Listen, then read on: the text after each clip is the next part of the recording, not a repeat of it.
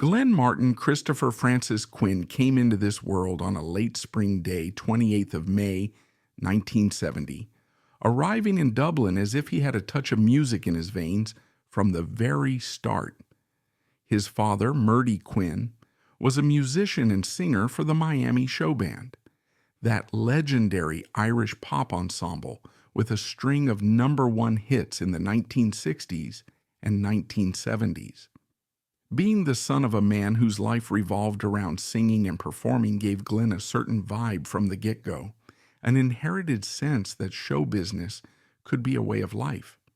His mother, Bernadette, supported the family as best she could, watching her little boy toddle around the Cabinteely suburb, not quite aware that he would one day navigate the world of Hollywood far across the Atlantic.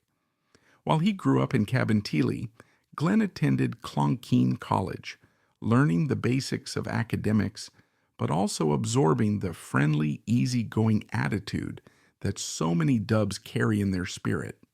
He had that classic Irish sense of humor, a mix of playful irreverence and a willingness to spin yarns for a laugh.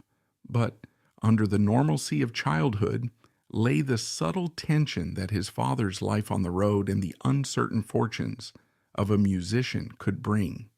When Glenn was 18, he, his mother, and his two sisters, Sonia and Louisa, decided to leave Dublin and move to Los Angeles. It was 1988, and Glenn was still a teenager, bracing for the culture shock of Southern California's bright lights. No more gray Dublin drizzle. Now he had the sunshine, the Hollywood sign, the big studios, and the dream that maybe his father's footsteps in entertainment were calling his name. In the heart of Los Angeles, the Quinn family settled. Glenn discovered an entire new lifestyle, palm trees towering overhead, a pace of life that seemed frenetic compared to Ireland. The perpetual promise that if you stuck around the right audition or met the right person at a cafe, your career could change overnight. Unknown to Glenn at the time, he had a third sibling he'd never met, his brother Kieran, who had been put up for adoption long ago. Glenn would go through his short life never even realizing Kieran existed. One wonders how that might have reshaped his sense of family if he had found out. But for now, he was a fresh arrival in America, wide-eyed, curious, and eager to see how to break into the acting scene. At first, it was all about scraping by. Glenn, with his easy charm and bright grin, managed to land small gigs. In 1990, he began by taking on commercials, a Pepsi spot that probably flashed him into living rooms around the nation, and a Ray-Ban ad that gave him a bit of style cred. He even appeared in a Richard Marx music video for the track Satisfied, which gave him just enough on-camera experience to confirm that he liked the lens. Then came a peculiar piece of luck. He got his first speaking line in the pilot of Beverly Hills, 90210. But that came after he'd endured 8 separate auditions for the roles of Brandon Walsh and Steve Sanders, parts that eventually went to Jason Priestley and Ian Ziering. He lost out on those leads, but the casting director, Johanna Ray, took pity or recognized his spark, tossing him a small role with 2 lines in the pilot. Even then, if you blinked, you might miss him in the final broadcast, but there it was, Glenn Quinn, hardly visible, but present. It was a foot in the door, and it set the stage for bigger things.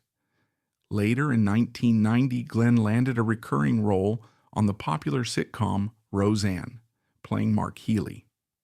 At first, Mark was just this rebellious boyfriend to Becky Connor, the show's oldest daughter, but the character caught on.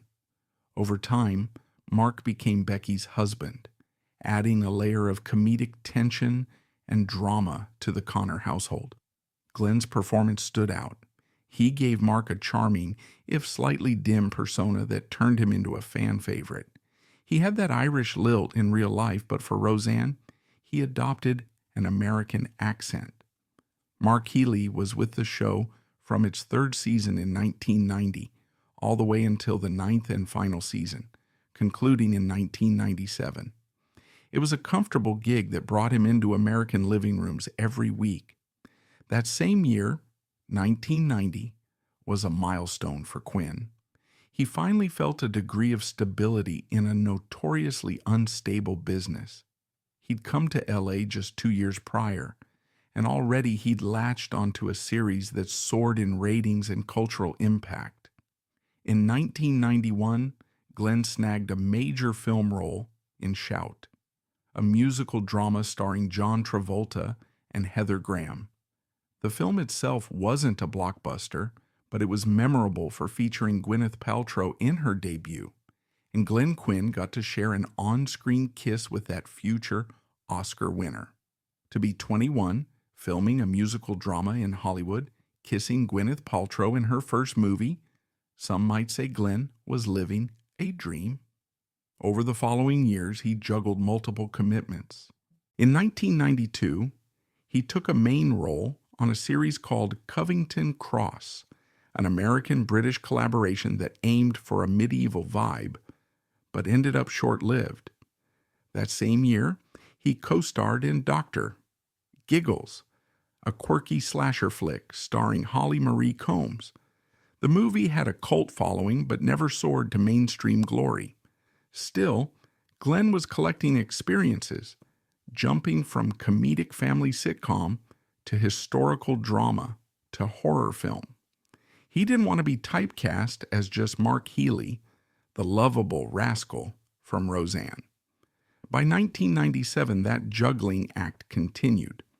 Quinn took on a dual role in Campfire Tales, a horror anthology that gave him space to showcase range in a creeptastic environment. Meanwhile, behind the camera, the actor faced personal struggles that would overshadow any career triumph. Substance addiction lurked in the background. Some close friends, including Roseanne co-stars like Michael Fishman, noticed that Glenn was trying to manage a painful fight against narcotics.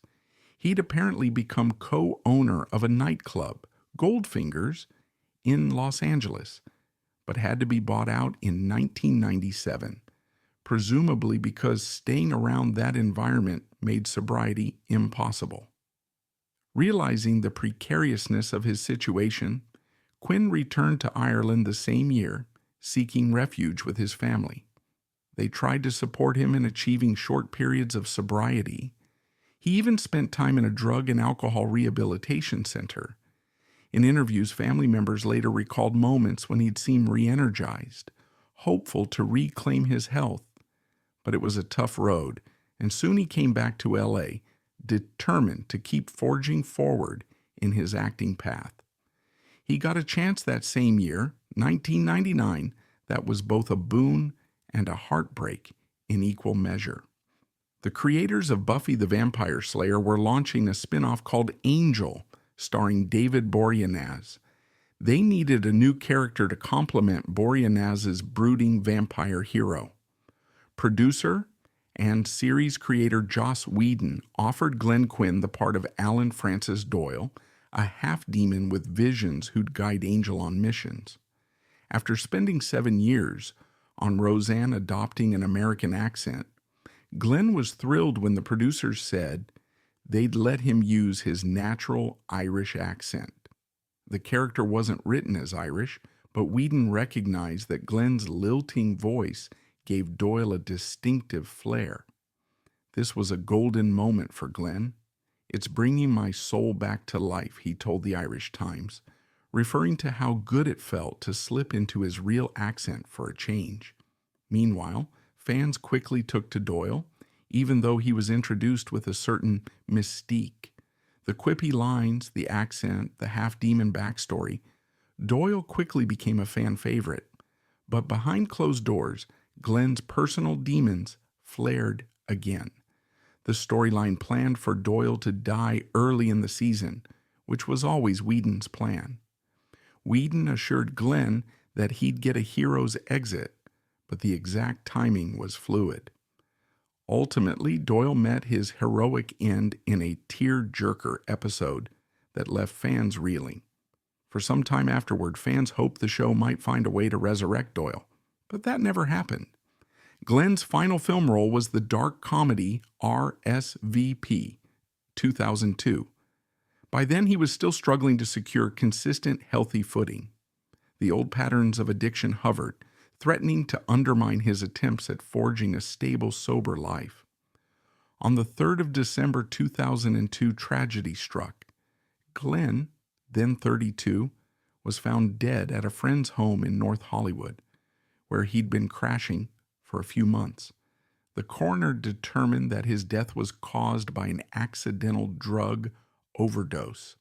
It was a gut-wrenching loss for the people who knew him or admired his work.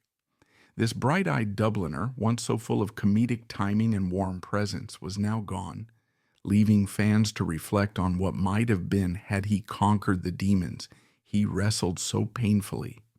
For years, Glenn Quinn's name lingered in the hearts of those who'd grown up watching him as Mark Healy on Roseanne.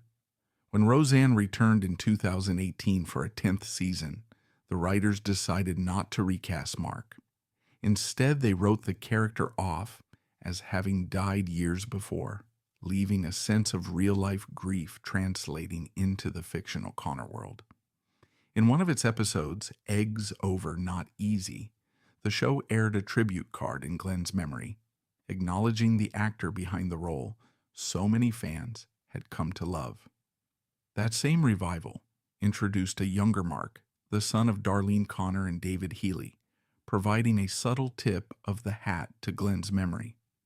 Meanwhile, David Boreanaz of Angel fame never forgot his friend either.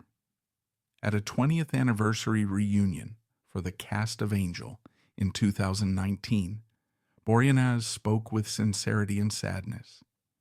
Glenn played a great character, but also became a really close friend of mine. God rest his soul. It was a solemn moment for the cast, who recognized that Glenn's untimely death still stung.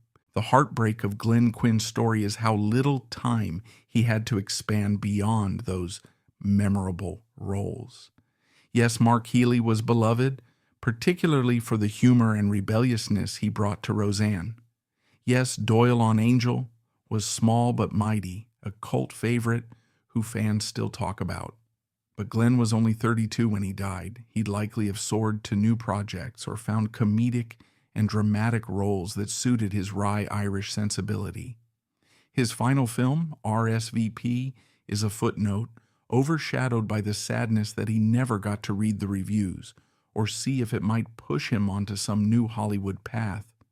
Instead, his life stands as another cautionary tale about addiction in the entertainment industry, or about how fragile success can be when personal struggles loom just out of sight. Those who knew him personally speak of Glenn Quinn's warmth, his sense of humor, his readiness to help a friend. He'd greet fans with a genuine smile, and he never seemed to adopt the aloofness some rising actors are known for. In interviews, he seemed eager to talk about his homeland, to recall his early days in Cabinteely, or the surreal feeling of having done commercials for Pepsi and Ray-Ban while still green in the business. And while the man didn't live long enough to compile a massive filmography, each role has become a precious gem for fans. That cameo in the Beverly Hills 90210 pilot, those comedic lines as Mark Healy, that heroic self-sacrifice as Doyle on Angel. In each role, you sense an undercurrent of kindness. Even Mark Healy, the tough guy with a leather jacket, had a vulnerable side that Glenn conveyed with subtlety. What might he have accomplished if he'd found lasting sobriety? Perhaps he'd have returned to Ireland at times, filming local productions or bridging the gap between Irish film projects and Hollywood. Or maybe he'd have become a comedic mainstay in big-screen blockbusters, leaning on that comedic timing. There's a sense of unresolved potential that fans still feel, just as they do for other artists who departed too soon. That's part of Glenn Quinn's legacy, a talent that flared brightly and then extinguished abruptly, leaving behind a memory of his smile and the laughter he created on screen.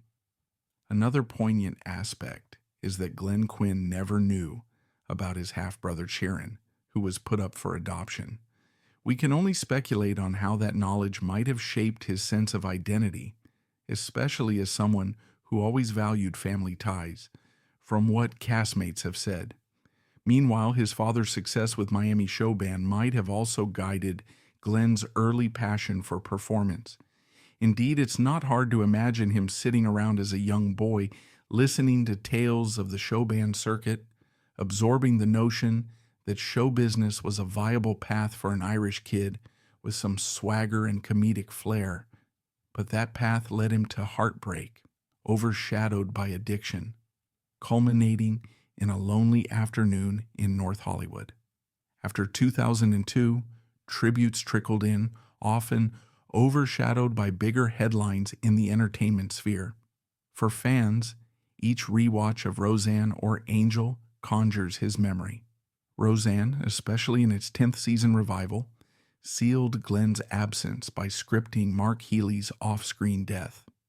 That fictional moment felt heartbreakingly parallel to reality, bringing lumps to the throats of longtime viewers who recalled the confident grin and the comedic tension Mark provided. Meanwhile, within the Angel fandom, Doyle remains a beloved figure, part of the show's early episodes that set the tone for the spin-off. Some fans still passionately argue that Doyle had more story left to tell, ironically matching Glenn's real-life story, which also seemed cut short.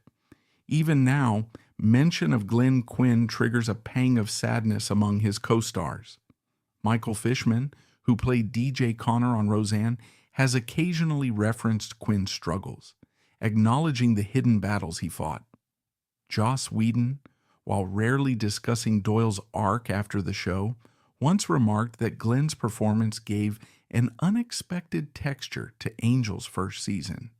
Holly Marie Combs, who co-starred with him in Dr. Giggles, once noted that he was a delight, always joking between takes, lighting up the set. These recollections paint a portrait of a man who was more than the roles he portrayed, someone who was genuine, open-hearted, and eager to find stable ground in a volatile industry. Of course, the story isn't just about his downfall. It's about how, despite personal demons, he carved out a place in the pantheon of 90s television. Mark Healy stands as one of the iconic characters from Roseanne's comedic tapestry. Even someone who never watched the show regularly might remember Becky's bad boy boyfriend, the flannel shirts, the spiky hair, the rebellious attitude. And for fans of Buffy and Angel, Doyle was that wisecracking, vision-afflicted ally who sacrificed everything in a poignant mid-season exit that still resonates as a high point in the series. For Quinn, that role was a chance to speak in his native accent again, to let a piece of his authentic Irish heritage shine through the screen. Ironically, it was a short-lived role, but might have become one of his greatest achievements, connecting him with a new wave of fans who adored the Buffyverse.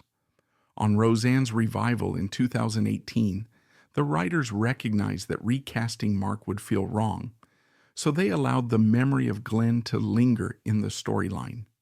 David Boreanaz's mention of him in the 2019 Angel reunion gave the cast a moment to honor their lost friend publicly. If you watch that reunion footage, you sense the love they still hold, even after all these years. As for fans, they keep the flame alive in small corners of the internet.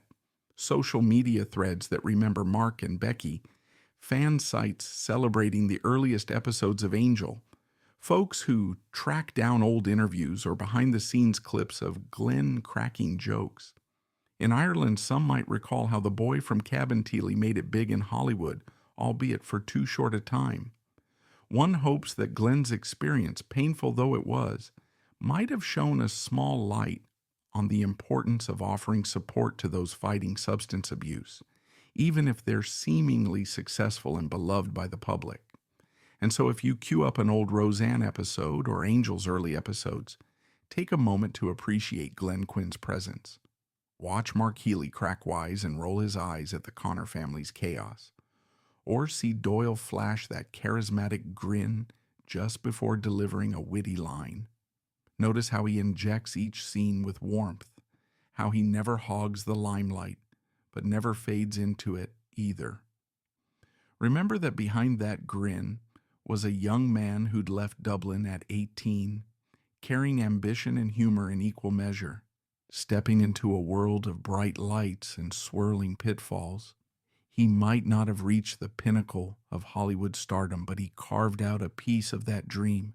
He left us with enough glimpses to realize what he could do. And maybe, in a sense, that's the best we can do for Glenn Quinn's memory. Keep those glimpses alive, share them with new audiences, and honor the talent that shone through, even if just for a handful of roles. Through Mark Healy, we laugh at the interplay of young love and rebellious independence.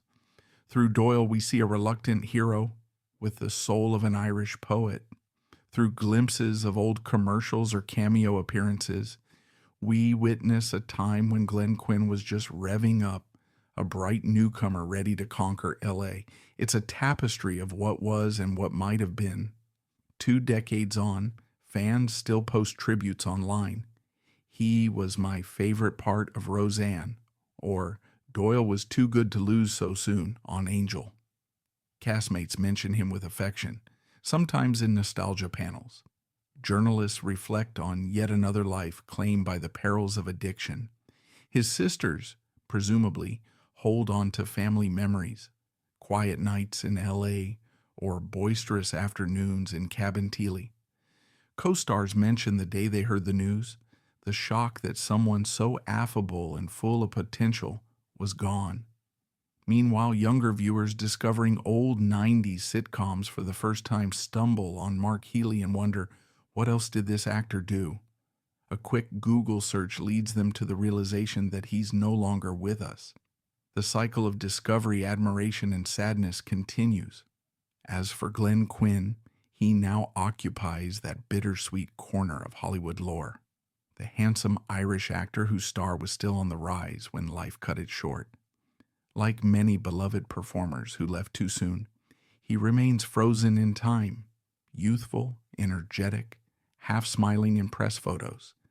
It's a testament to his skill that Mark Healy's comedic moments still land decades later, that Doyle's sacrifice on Angel still resonates with fans, who hail it as one of the show's early emotional high points. Even the cameo in Beverly Hills 90210's pilot forms part of the mosaic that is Glenn Quinn's truncated career. In the end, we're left with an enduring question. What do we take from this story? Perhaps it's the reminder that success doesn't immunize anyone from personal struggles, that behind the comedic timing and the bright lights, real battles can rage within. Or perhaps it's a cautionary note about how easily addiction can sabotage even the most seemingly successful life. Or simply that Glenn Quinn, in the roles he did manage to complete, gave us enough joy and entertainment to warrant our gratitude. If a life can't be measured in longevity, maybe it can be measured in how deeply it touched audiences, how fondly co-stars recall it, and how the memory persists in the cultural zeitgeist. Glenn Quinn's memory, therefore, stands as a testament that behind every beloved character is a flesh and blood individual with hopes, weaknesses, and a story that might be more dramatic than any script. People who watch old Roseanne reruns or Angel episodes might sense it, that bright spark, that comedic undertone, that intangible presence. It's both uplifting and saddening, but at least we can say in the short span he had, Glenn Quinn left something behind that continues to resonate.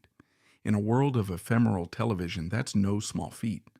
And so we remember him with both a laugh and a tear, respecting the talent he displayed and lamenting the future he never got to write.